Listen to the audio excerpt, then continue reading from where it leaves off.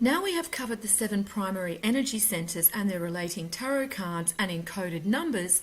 Let us look at the remaining cards within the major arcana to help us better understand the evolution and processes of the twin souls as they ascend back up the 7 gates to reunite with God consciousness and be crowned as an illuminated soul within a new cycle. Let us first start with the number 10 Wheel of Fortune card. This card is symbolic of the destiny and journey of the twin souls. Not only do we see the infinite cycle symbolized by the number 10 when divided by the Trinity, but also the covenant and destiny of each twin soul is represented in the 2 5s within the number 10. There is a wheel with 8 spokes symbolic of the immortal soul, with each spoke relating to a different point in the cycle and journey of the soul. On the top of the wheel, we see the Sphinx is representing God's presence within the soul and the will of God upon the destiny of the twin souls. The sword the Sphinx holds is symbolic for the word or law of God, and we see this in these verses. Ephesians 6:17, the sword of the Spirit, which is the word of God, and Hebrews 4:12. For the word of God is quick and powerful and sharper than any two-edged sword.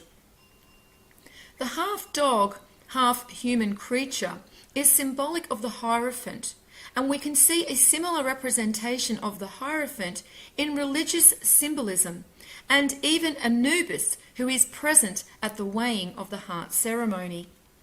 The Hierophant is related to the covenant of each soul. This is the pact each soul has made with God, and that each soul must uphold. On the bottom of the card, we see the twin souls represented in both the physical and the ethereal by the beasts with wings, and we see at the top left we have the angel representing the divine forces, and the bird is symbolic of the ethereal. This card is relating to the knowledge and understanding of ourselves that brings us to the path that leads us back to the union with the divine. The next card is number 11, Justice. And we have looked into the relating energy center, the navel and solar plexus, which is the location of our Ka soul, and the point where we access and express our power from. The navel chakra is symbolic for the 3rd gate and shows that it is the right and just soul that moves beyond this gate to the heart. And we see in this verse 2 Chronicles 1:11, and God said to Solomon, because this was in thine heart, and thou hast not asked riches, wealth, or honour, nor the life of thine enemies, neither yet hast asked long life, but hast asked wisdom and knowledge for thyself, that thou mayest judge my people, over whom I have made thee king. So it is the knowledge and wisdom of the soul that illuminates the path of righteousness, and the soul instead only strives for truth, and as such finds thine heart. And in Hebrews 11:33, we see that it is the righteous and faithful that have the inner strength to subdue the beast. And note that within this number of the verse, we have the number 33, which equates to the crown chakra. Who through faith subdued kingdoms, wrought righteousness, obtained promises, stopped the mouths of lions. Our next card is number 12, the Hanged Man. This card represents the soul that is spiritually preparing to begin the ascent back to God consciousness. The number 12 represents the unreunited Trinity on the material plane. The hanging on the cross represents the complete abandonment of all that has held the soul in bondage to the material plane. The hanging man is connected to Jesus on the cross and Odin on the tree. It is the complete surrendering of the soul to the divine within, removing all the mental and spiritual anchors that prevent the soul from ascending the gates. Once the soul has removed these mental and spiritual shackles, the internal path becomes illuminated. The number 13 death card has been covered in depth in previous videos, and as discussed, this is symbolic of the death of the physical container upon reunification with the divine. Number 14 is connected to temperance.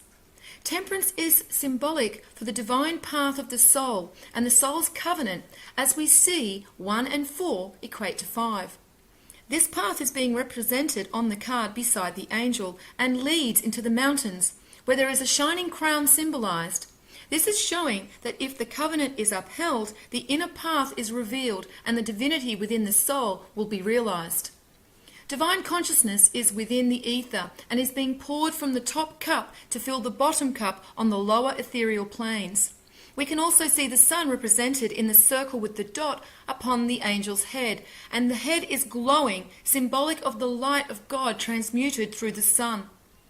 And the triangle on the angel's heart is representing the Trinity, and this shows if the correct path can be found, then the soul is crowned with Christ consciousness. Number 15 is related to the devil card, and as discussed in depth in previous videos, is symbolic for the physical bondage of the soul that remains in ignorance, controlled by the base energies of the material plane. The number 16 tower card is related to the ethereal, as 1 and 6 equate to 7. This is a highly emotive card and looks very connected to the physical, and in some ways it is, for it is showing that it is the shaking of our physical foundations that cause the soul to discover inner strength. Again, we see this also relayed with Daniel and the lions, where in the darkest hours of despair, Daniel learns the truth of himself and therefore discovers his immortality. The male and female twin souls are shown falling from the tower. On the male side, there are 12 golden leaves, and on the female side, she has 10. The 12 is symbolic for the unreunited twin souls on the material plane, and the number 10 shows the covenants of the twin soul and the infinite cycle of its evolution. This card is symbolic for the destined events that the soul cannot avoid, shown by the lightning bolt from above.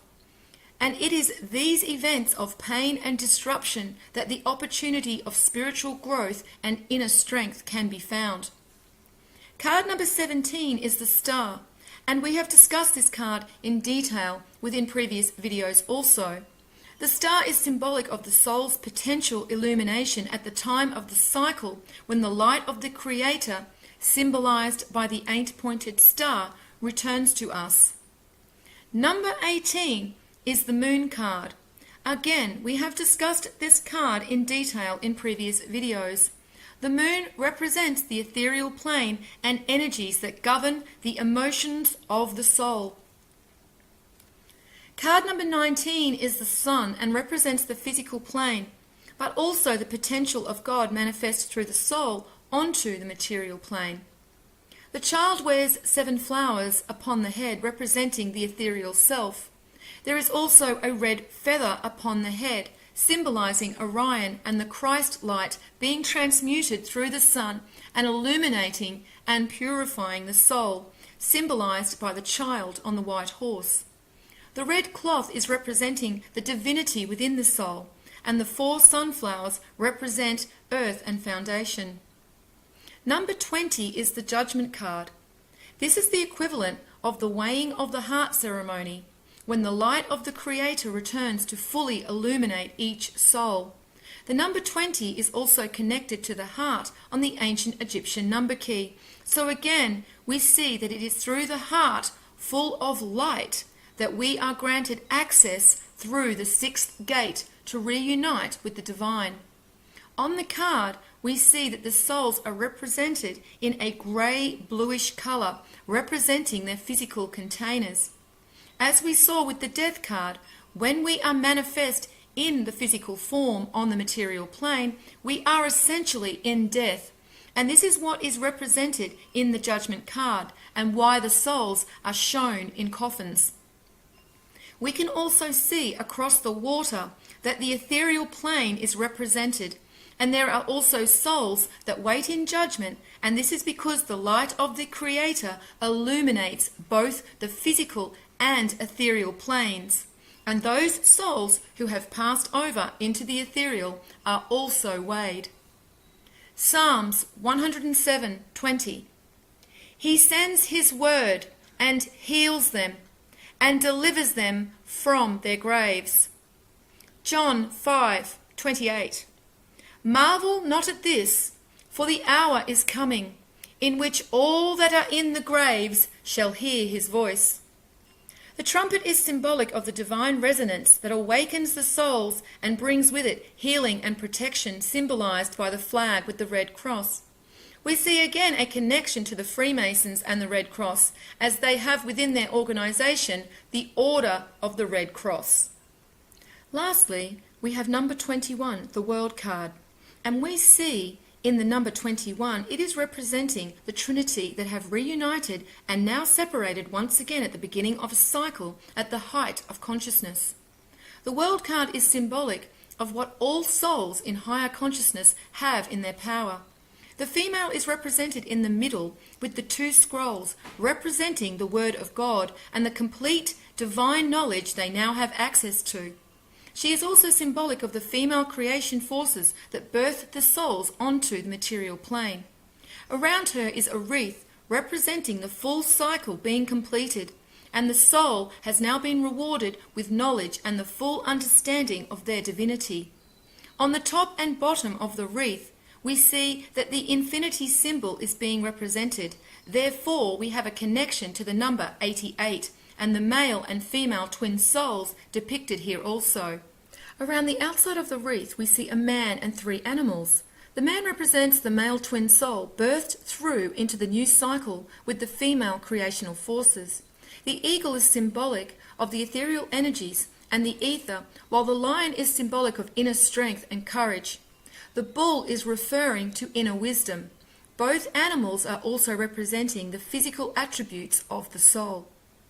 So now, thanks to the ancient Egyptian number key and the other keys hidden as symbols within the tarot cards, we have revealed the story of ourselves, the story that has been stolen and coveted by religious institutions and secret organizations.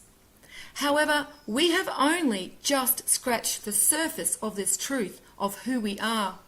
And that truth is, we are much more than just our physical containers, but are powerful beyond our imaginings, each soul with part of the divine within us.